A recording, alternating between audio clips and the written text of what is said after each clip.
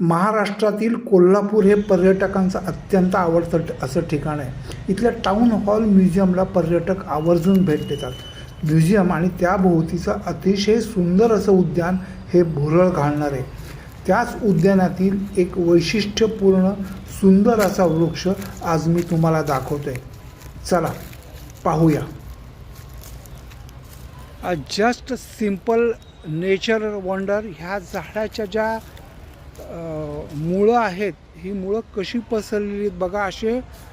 असे वृक्ष तुम्हाला फार कमी ठिकाणी दिसतील. मला या वृक्षाचं नाव आत्ता सांगता येणार नाही. ह्याची जी मुळं आहेत म्हणजे पारंब्यासारखी ती तुम्हाला वर शेंड्याकडे पण वाढलेली दिसतील. असा हा भव्य वृक्ष आहे.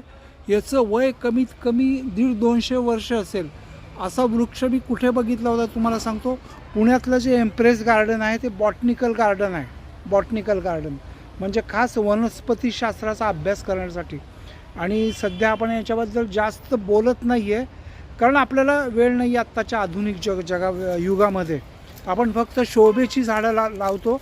आणि ही जी अशी 200-200 वर्षांनी बघायला मिळणारे जे वंडर्स आहेत हे आपण मिस करतो यांना.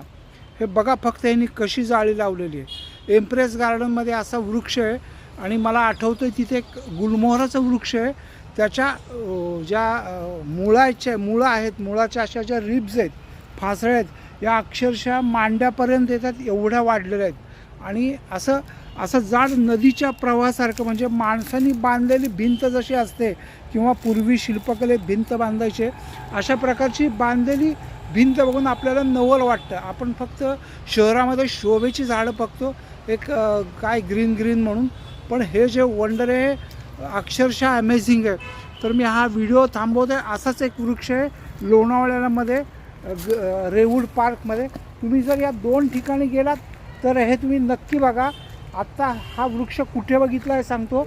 न्यू टाऊन हॉल म्युझियम म्हणून आहे कोल्हापुरामध्ये. अतिशय सुंदर बगीचा इथला.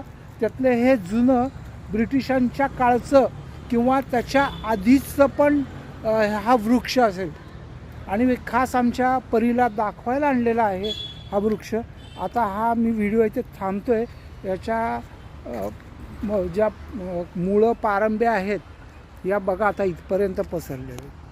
धन्यवाद.